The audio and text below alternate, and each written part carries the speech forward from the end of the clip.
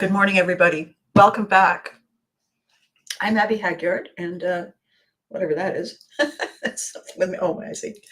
And this is my tiny corner of the world. This is my little office in the corner of my apartment, and I'm 15 floors up, so I get to look out and say, "Oh gosh, that looks what the heck? Oh, I see. It's hair. It's hair that has decided to not join the rest of the team." There we go. There we go. All right. Let's see if we can start again with a little bit more.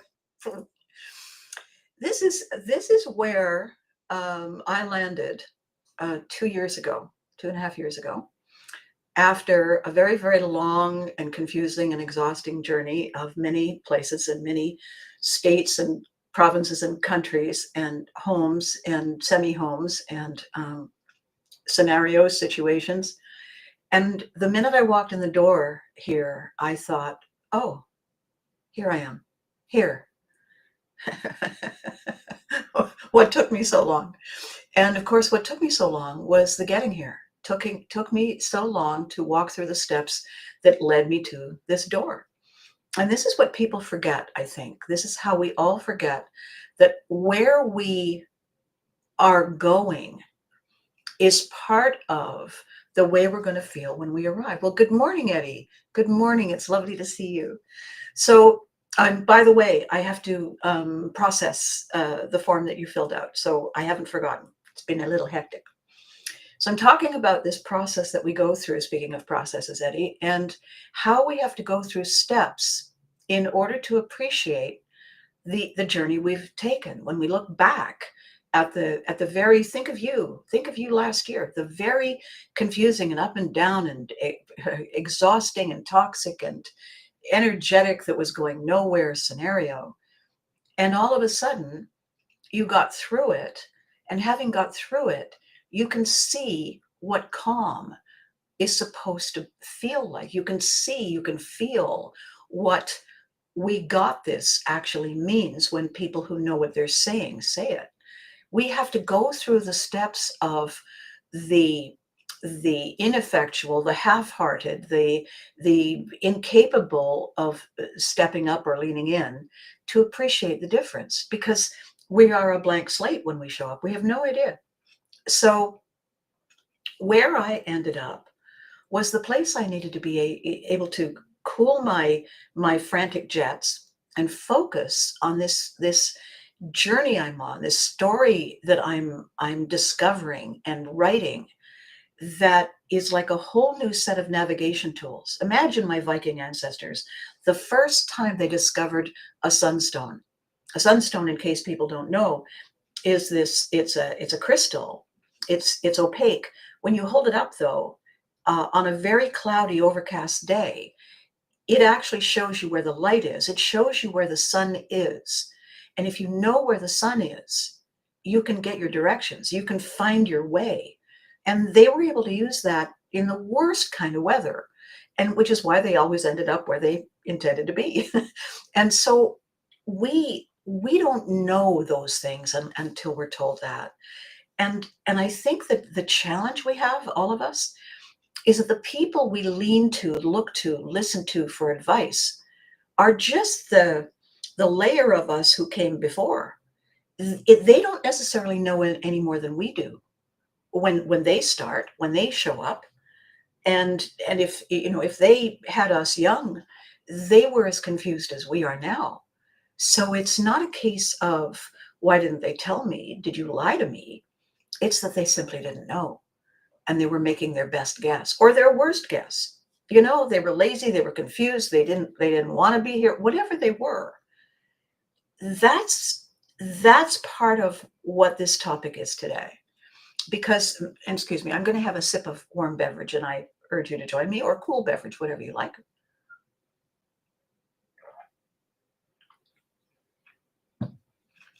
Because how many times have you been on a cruise, or you've decided to go on one of those boat tours, or sorry, not boat tours, bus tours, and the guide is terrible. The guide is having the worst day, or it's just plain terrible. And you say, well, we won't buy that again. How often do we go away saying they were terrible in order to punish us? No, we don't do that. We say, what the hell? It's who? What company? Don't order from there again.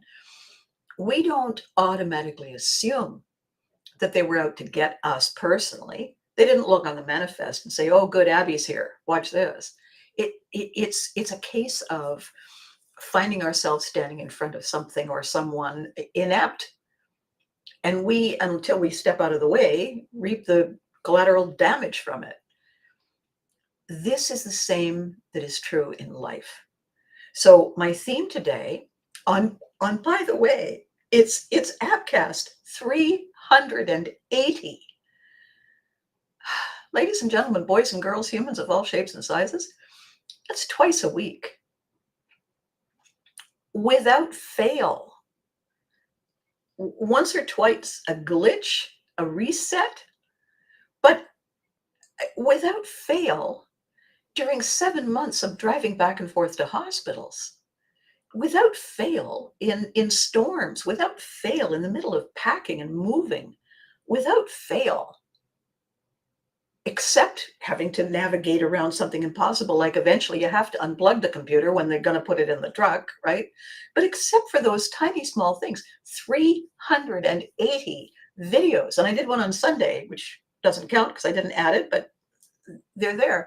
And before this series, I was doing stuff that never gets old, and I think I had 30 of those. So, it's been a decision on my part that I need to tell my story.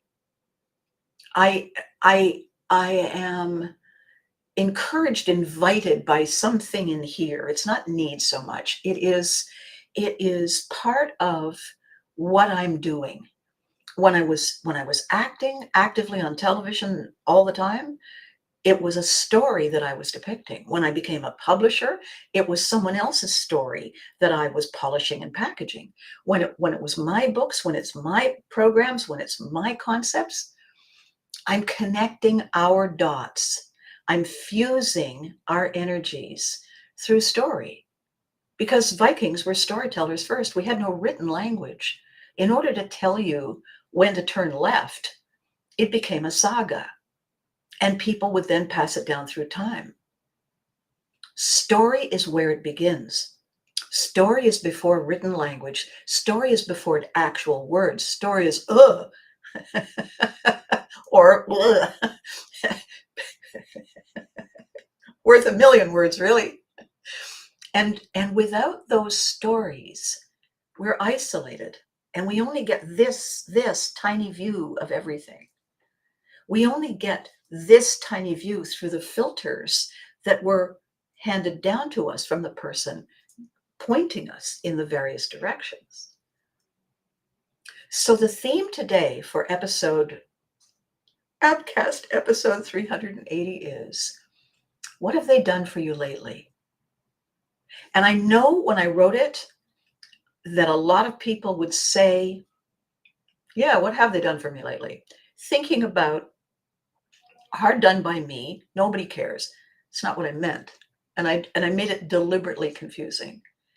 It is, what are the stories, A, that we were told, and B, that we cling to? What are they doing for us? What have they done for us lately?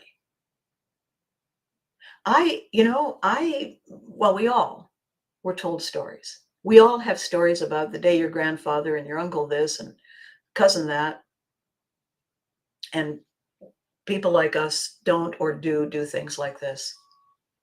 And at some point, not all the time, but at some point, something has happened, and it has come up. It's called cognitive, which is thinking, dissonance, which means what the hell? What's that? So we, from time to time, come up against something that goes clang up against our story. It doesn't match.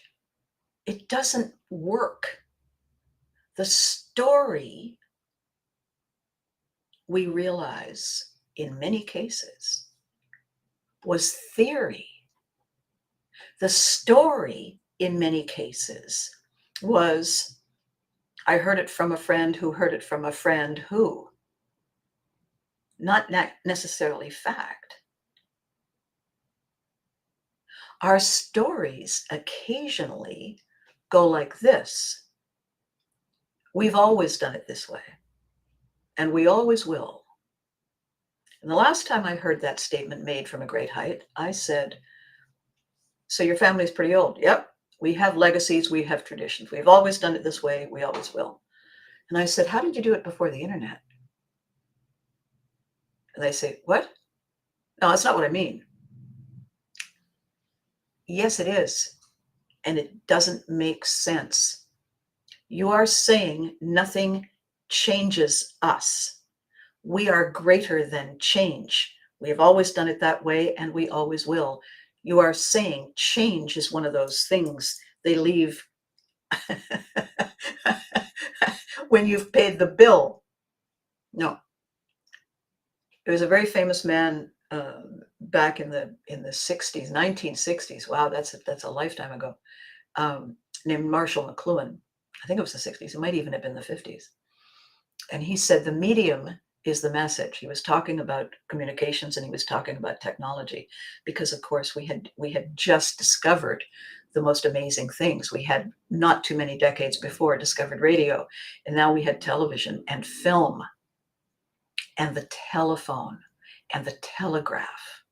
And of course today, those are all oldies but goodies. Now we also, of course, have the internet, and we have all the other kinds of technology. And the thing is, the medium, I don't mean small, medium, large. I mean, the medium means the way we do it. If you put something in water and it's heavy, it sinks to the bottom. If you put something in water that's light, it stays on top. The medium, the combination of those two things decides whether the thing sinks or floats. That's the medium. If we're talking outside in a strong wind at rush hour with fire engines going by, we have to raise the volume of our voice because the medium is already full of a lot of louder sounds. So the medium is not as appealing and as welcoming to us. So that's part of what the medium is the message.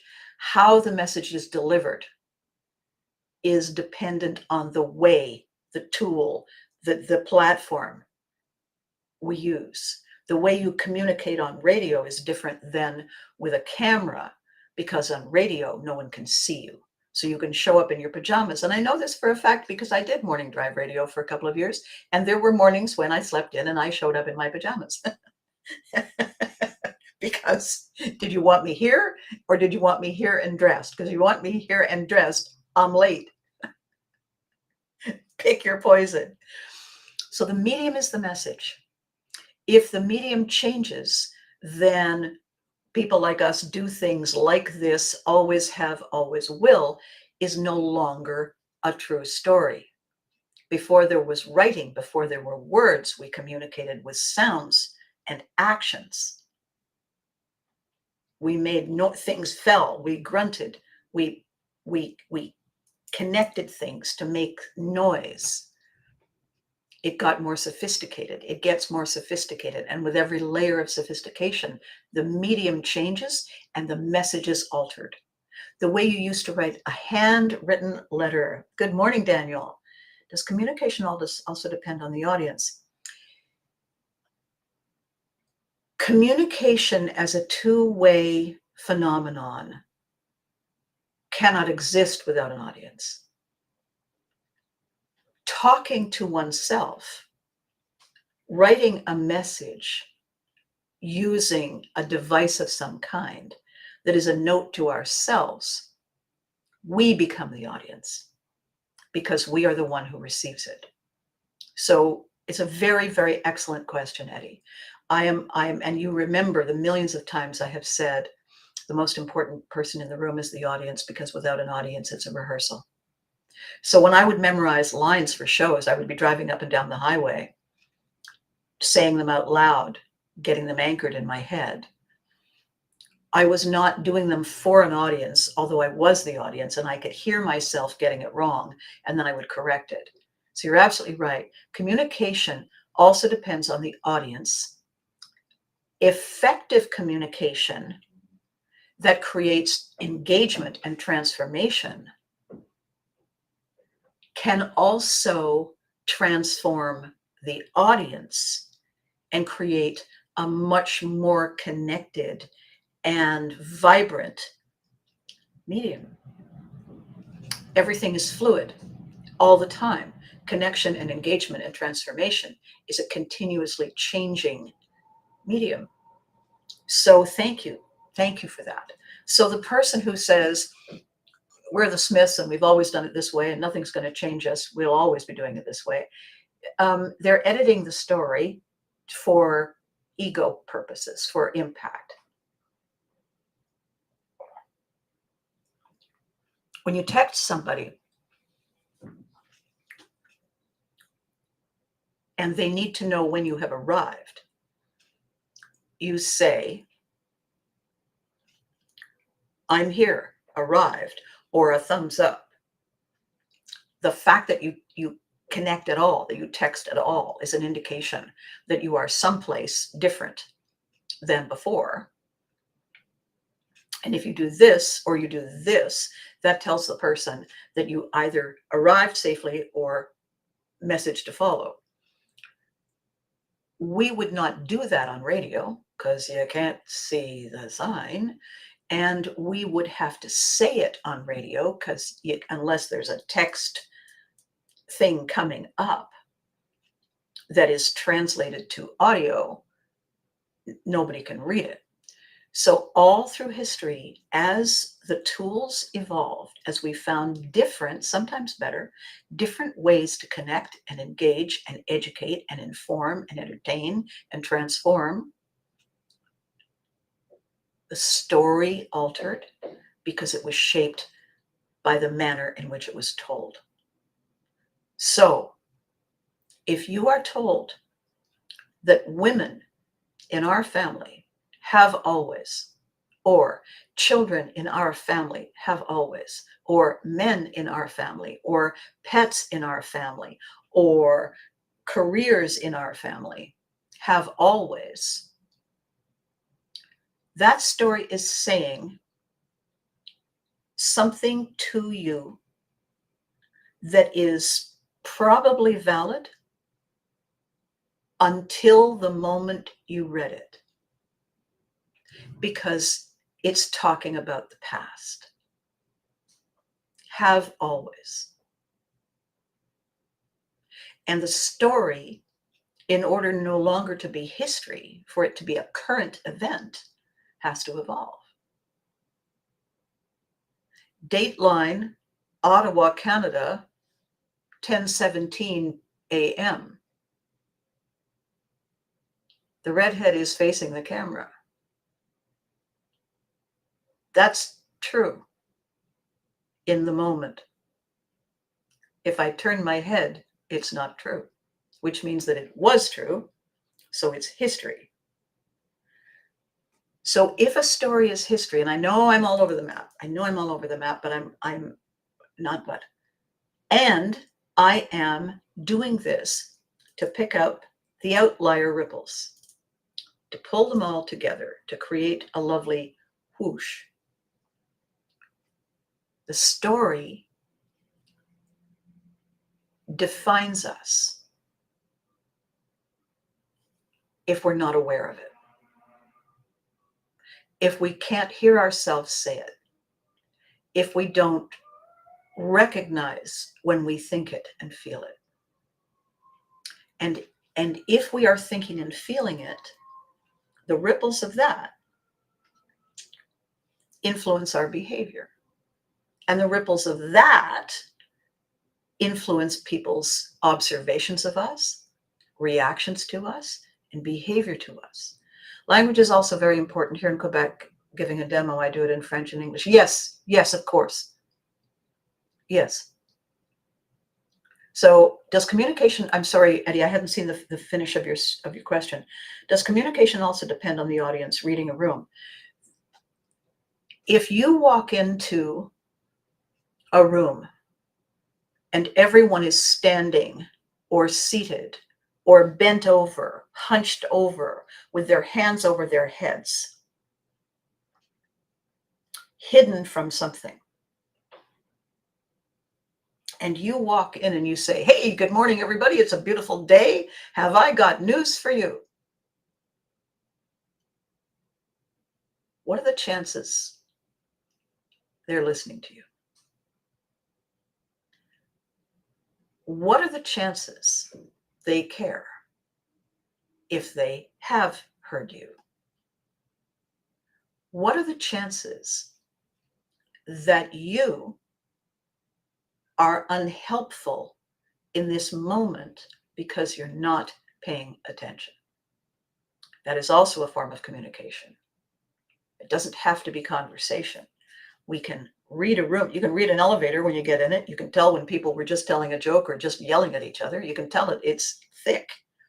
If you choose not to read it, you are out of step. You are out of sync, and it takes longer to connect, engage, educate, entertain, inform, transform. It takes longer to become part of, moving with.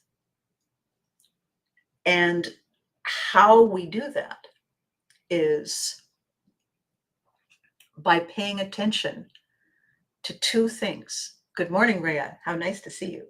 And here are the two things. What's in it for me and what's in it for them? Because there are only ever two energies in the room at the same time.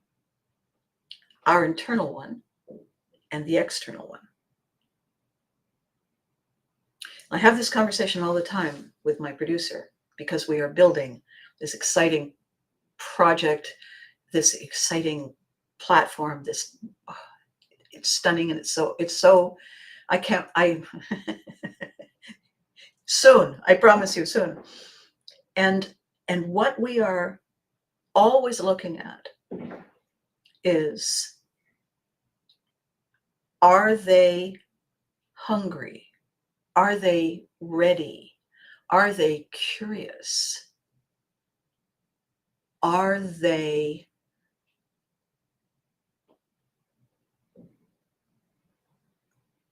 going to do something and they've been waiting for the guide? They're on the edge. They're going to take a step. They don't know what it is. They don't have the instructions. They just know that where they are is not where they want to be any longer. It no longer serves them. It no longer fits them. It no longer empowers or excites them. The most difficult thing is to clearly recognize the difference between bored, came in out of the rain, nothing better to do, and readiness. So my producer is this compulsive fixer, and I am this compulsive navigator. Together, however, what we are creating for each other is a set of checks and balances. Because sometimes people don't want to navigate away from, even if it's not to their liking anymore, because they're not ready. Some people say they want a thing fixed. Oh, I know I should. Oh, I know it has to be. However, the tone of their voice, and they say, oh, I know, and they shake their head no, it means they're aware of it and they're not ready. They're aware of it and they don't care enough. It's not big enough. It's not urgent enough. For people like him and me, it's urgent all the time. We can't imagine it wouldn't be, unless we're tired and we're lying face down on the floor saying, just give me a minute. It's been a little busy. So I'll go right with you. I'll be right with you. So when, as Daniel says, we have to be alert to people's language, we also have to be alert to their willingness to be alert to ours. If people only want a message, want an instruction one way, that's their ego. If I'm not going to get it my way, I don't want it. Fine then. Fine then. So when Gary and I talk about the lion effect, the lion who is exhausted, the lion who has just had enough of the heat and the dust and just wants to lie under this tree for a while, eventually must get up and assert lion authority, because the lion is the innate leader. The lion is not only leading, he's leading by example. He's teaching the others who are coming up behind him how it's done, the way it should be. When we have a lion that is exhausted or hurt, has given up in some way, that's not a leader. If we follow that, we end up not leading either.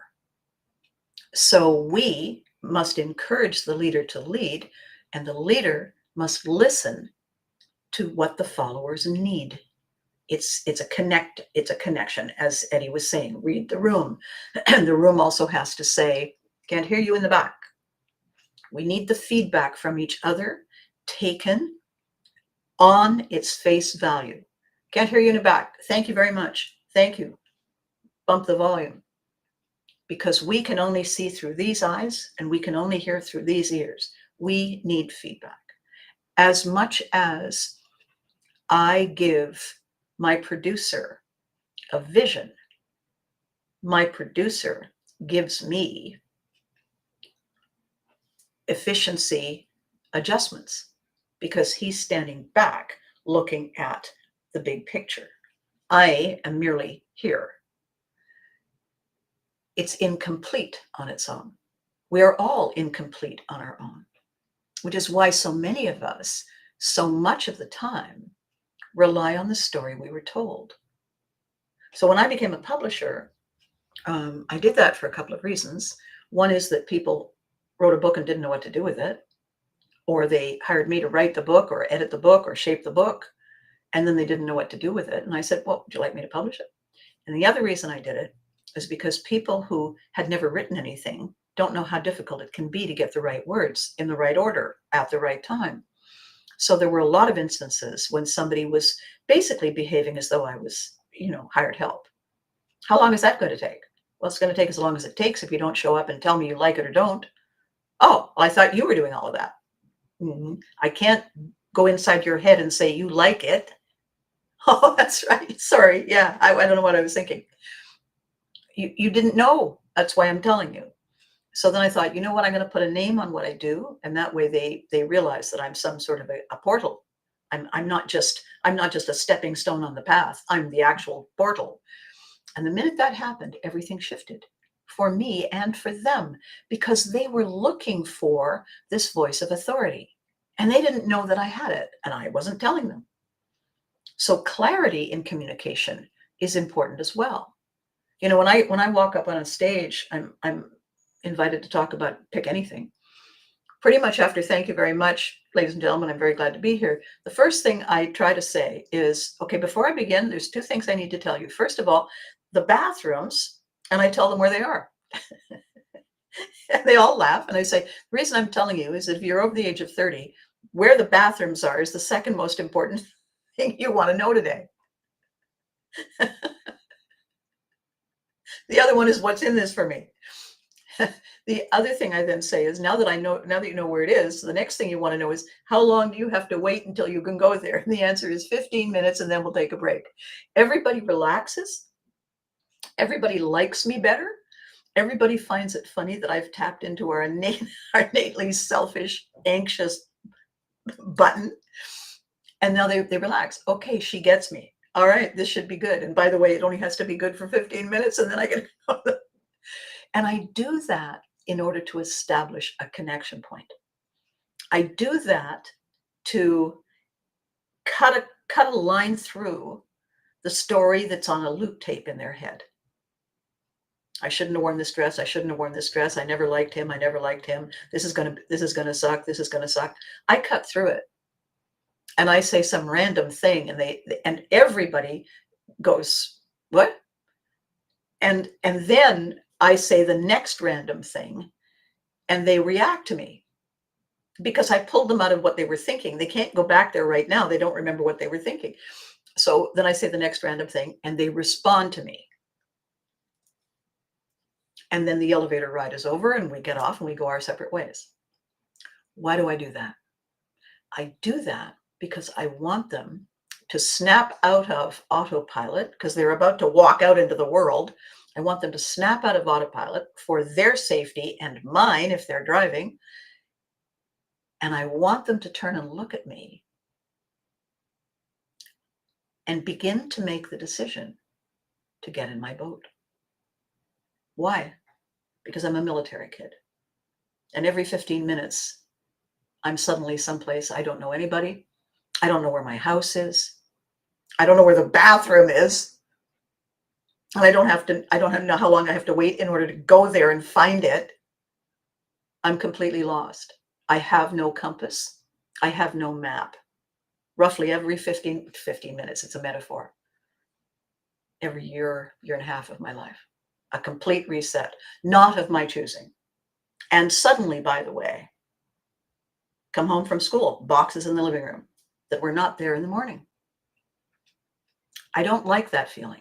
I don't like that feeling of disorientation. I don't like the feeling of losing connection to the thing that was important to me, even if it was only important because it was my habituated thing that I do every Monday, every morning, every Tuesday, every night.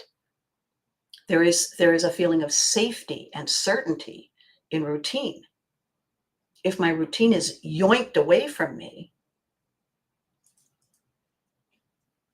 I'm all over the map. So by the same token, if the story that I'm trying to live, this is a story of, and your character is this, and this is what your character does all the time, forever and ever. Well, all of a sudden, if you wake up one day and you say to yourself, you know what? That's not right. I mean, it's not that it's wrong. It's incorrect. I am not that character. I don't think I've been that character for a long time. I'm just now noticing it. I'm not going to beat myself up for just now noticing it, because that's a stalling tactic. So I'm going to take a second and see if I can see, hear, feel who I actually am, how I actually feel, what I really want.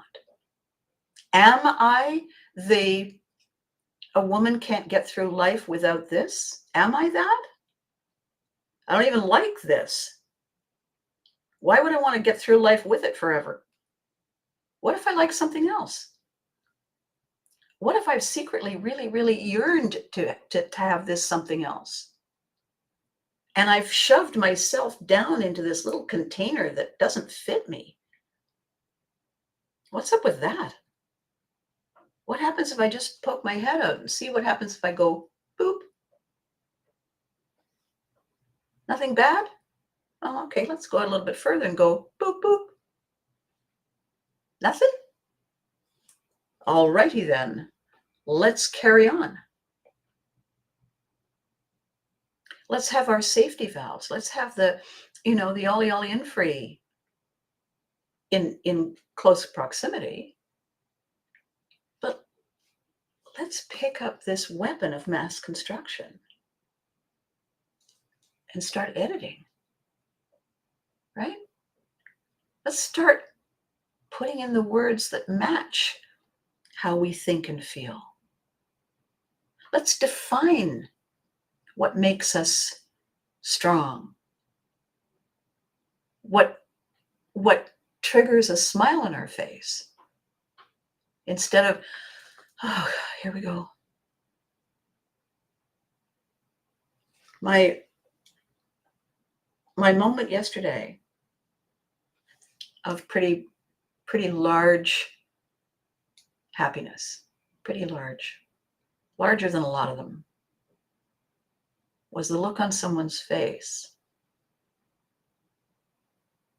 when they had the keys in their hand that unlocked their next new chapter.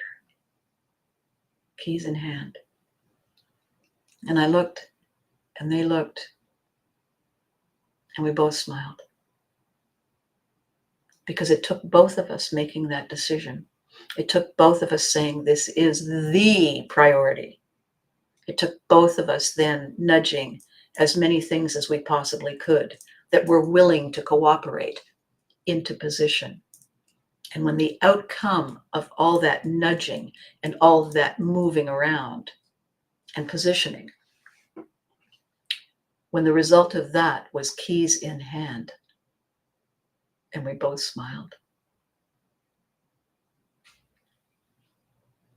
Huge. Huge. So my question to you is, has that happened to you lately? Has that moment of achievement, I know, Eddie, I know it has happened to you because we've talked all the way through your transition. You have shared it with me. You asked for my insights, my advice, my guidance as you were navigating your way through the torturous waters and the submerged dangers. And every single step along the way, you were saying, am I on course? You were pinging, radar back and forth, ping on course, me, ping, yes. Navigate, navigate, navigate. And the day you realized the keys were in your hand to unlock that chapter, huge. And then every day after that, oh my God. And then you know what happened? And the reason you had to share it, it was so big that the little container that you had your story in wasn't big enough. You had to expand the shapes and the size of the container. You did it by telling me and by telling everybody close to you who loves you, so that the story had a ripple effect that was affecting everyone. The joy, the I'm walking here, I did it, spike the ball.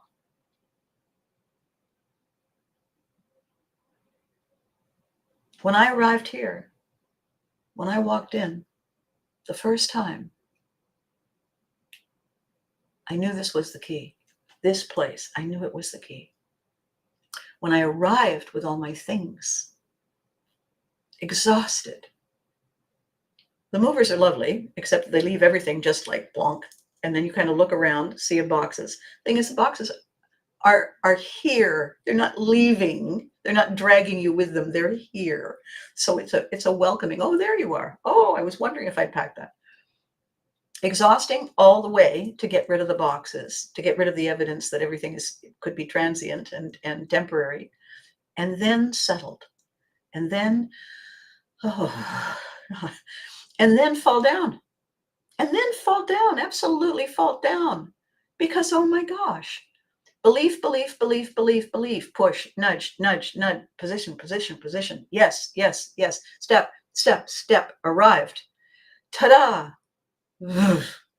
Hello? Every moment for me in this last 3 or 4 months, I have felt the oddest sensation. I actually had to stop. Yes, yes. And he says, oh yeah.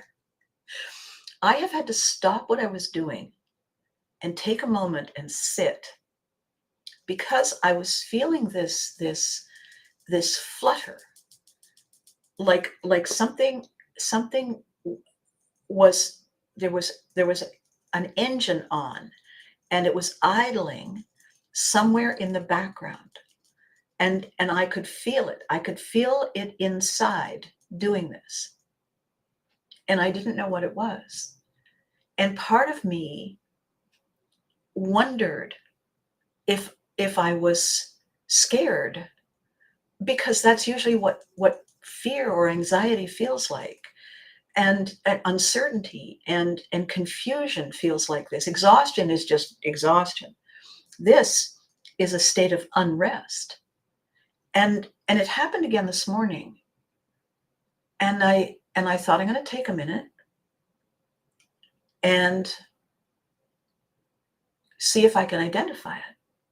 Because once I can identify it, once I can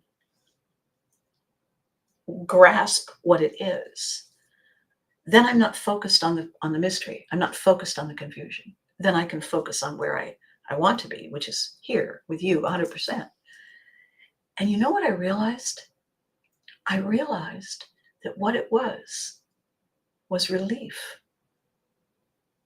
It was, oh my God, I made it. I'm here. It's here. It's happening. It's alive and it's happening.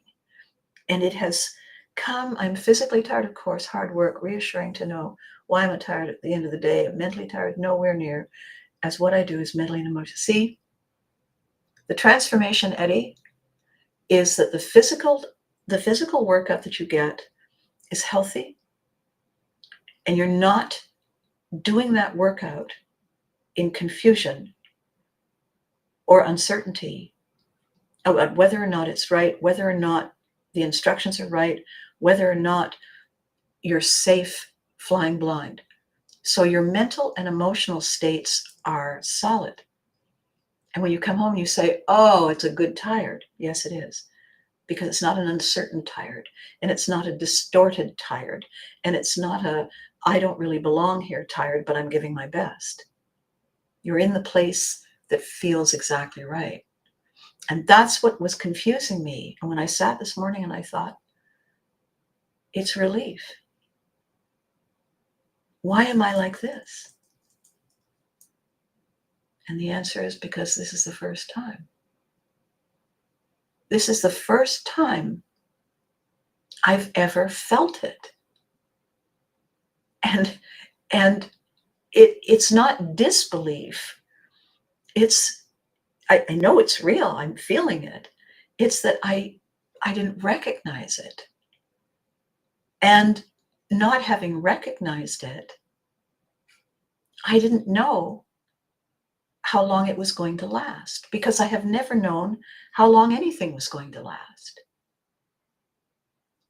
What this fluttery feeling is, oh my God, this is knowing. This is my waves of energy.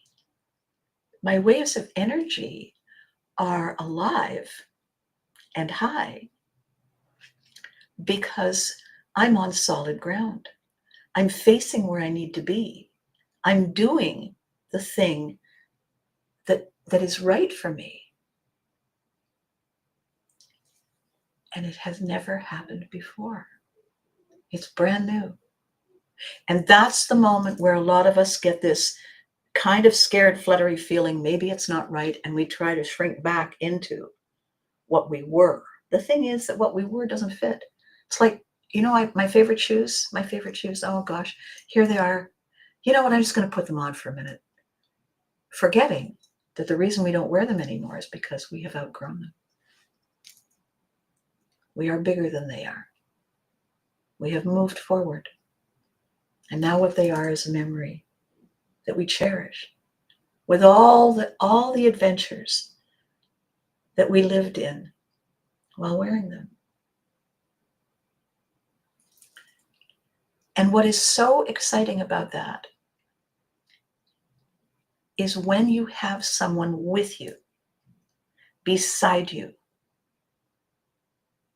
guiding, supporting, encouraging, knowing, believing in you, believing in the reality of you, not the story of you,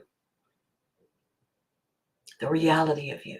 seeing all the aspects that make it a story, that make you you, warts and all, twinkles and all, ho-hum intervals and all. What have they done for you lately? What have the stories, the habits, the routines, the triggers done for you that feed you, endorse you, enable you, support you, inspire you, empower you? What have they done? What are they doing that gives you all of the fuel and invites all of your, yeah? Because I got to tell you, if they're not doing that, they're doing it wrong. If they're not doing that, they're not serving you or us or anything. If they're not elevating you, exciting you,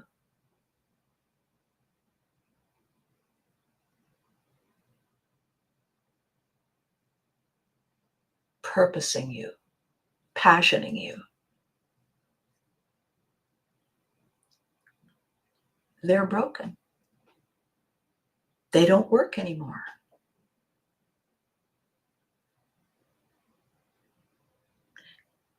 And really, it doesn't matter why it happened or when it happened or how it happened. It doesn't matter if the story was told in an unhelpful way from the beginning. It doesn't matter why, whether it was an accident, whether they got the facts wrong, whether we heard them wrong because it was noisy outside, whether they were half-hearted in the telling and we only half heard them in the receiving. It doesn't matter. I was talking to somebody the other day and I said, if a poisonous snake bites you, do you spend any time wondering why?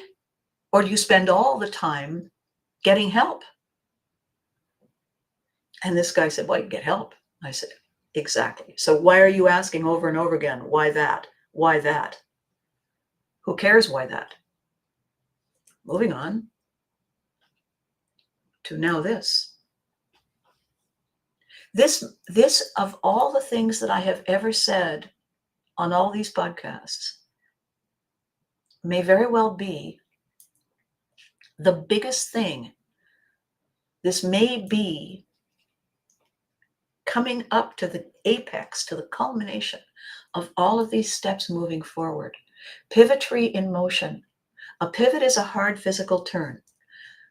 The artistry of rethinking the math, of remathing the equation, is like poetry.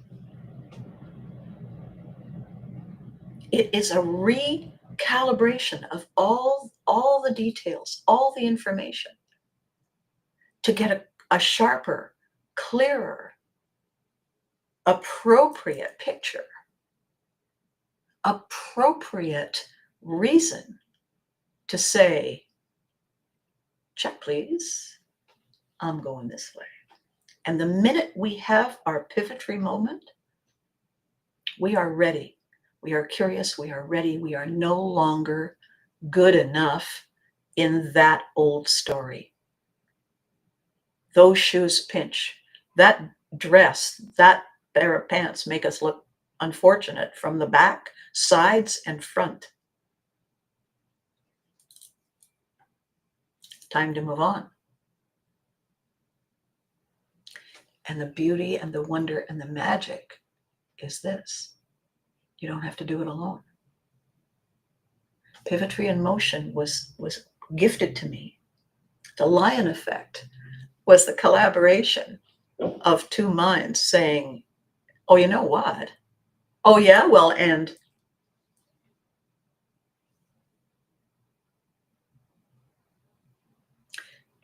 Our stories tell us who we are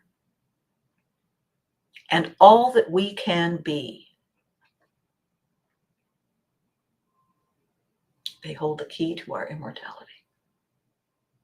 All that we are, all that we can be.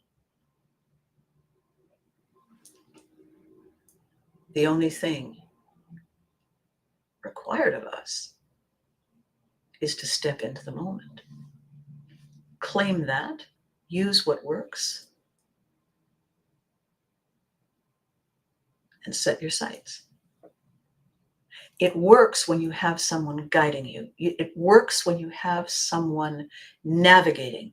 It works when you have someone with a bigger view, because we can only see through this and hear through these and taste and smell through those and feel through these.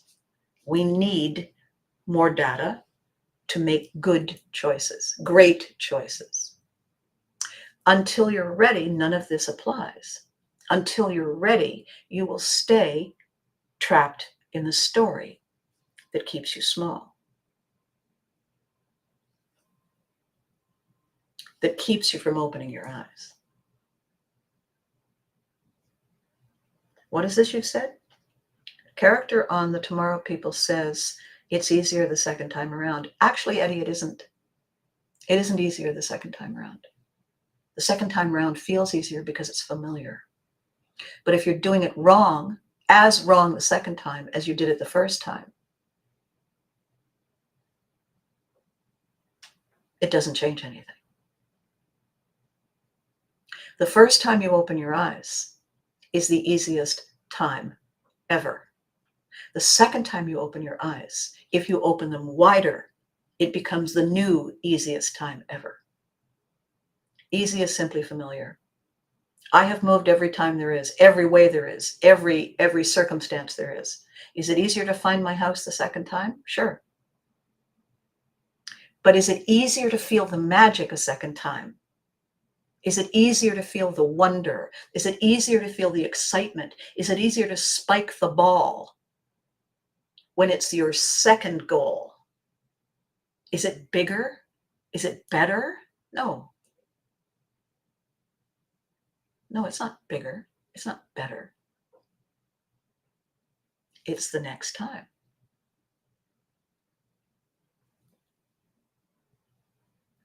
What we are looking for within ourselves is a moment that we had at some point in our lives when we felt something magic happen.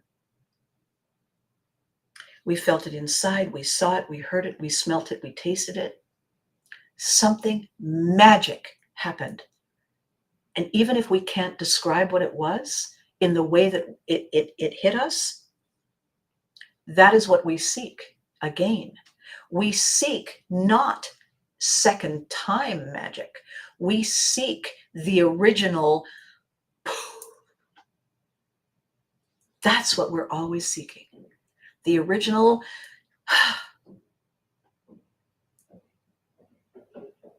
I'm very fond of Roger, and he's a brilliant writer, but I'll tell you what, easier isn't better. Easier is familiar. And sometimes easier is lazier, and we don't give 110%. So how I want to end this today is with a request of you and a tool. Okay? The request of you is this magic?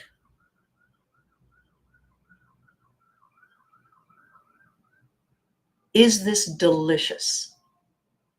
Is this sensational? Sensational. Not am I worthy? Is it worthy? Will I do this again? Ask, write those down. Write those questions down. Is this sensational? Sensational. Is it worthy of me? Does this inspire? Do I feel the oomph? Write that in your later folder. That is our goal. Every day at some point, something, even if all it is take your shoes off at the end of the day and put them up and hug the dog. Is that sensational? Yes. Awesome. And here's the how. It's 2 questions. Question 1, is it true? Whatever something happened, whatever somebody said, whatever we heard ourselves saying, and we get that funny feeling, pause, say, I'll be right back. Go around the corner, stand there. Is it true? Is that true, what I just said? Is it true? Second question, does it need to be true to keep me stuck? Does it need to be true to keep me thinking it's safe? Is it true? Does it need to be true? Because if the answer to the first question is no, it is not true, and the answer to the second question is yes, it needs to be true to keep me stuck, to keep me safe, then doing that math, that story no longer serves you. What has that story done for you lately? Nothing. Nothing. What do you do instead? Look at what you're doing and say, what happens when I flip the script? And if you're uncertain, reach out to me. Reach out to me, and I will tell you the next steps. It's not that I'm holding back, it's that I want to keep it under an hour because I want you to savor what I've shared today. Our story tells us who we are and all that we can be. Okay, if it's the wrong story, it's putting us in a cage. It's putting blinders on us. It's holding us hostage. We're allowed to rewrite the story. We are the author if it's our story. If it's our story about us, it's our story. We are the author. We can rewrite it. We own the pen. And I can help you with that because that's what I do. For me, for my partner, and you. The weekend is upon us, a new month tomorrow. Exciting things are happening. We've had some turbulent times, and so far we've come through them together. And I am proud of you. I'm proud of me. And I'm excited for all the things that we're going to do together. Pivotry in motion is reaching its moment. The lion effect is in motion. And I want to leave you with one sentence. There is a way back from broken for all of us. See what it's doing? It's because I am proof. Be good to you. You deserve it. And remember to hug your loved ones. You are the reason these videos are a success. You. Oh my gosh, Rhea, it's your birthday this week? Happy birthday, darling. Happiest birthday. And for the rest of you, remember to hug your loved ones, no matter where they are, because they deserve it too. Thank you. And I'll catch you next time.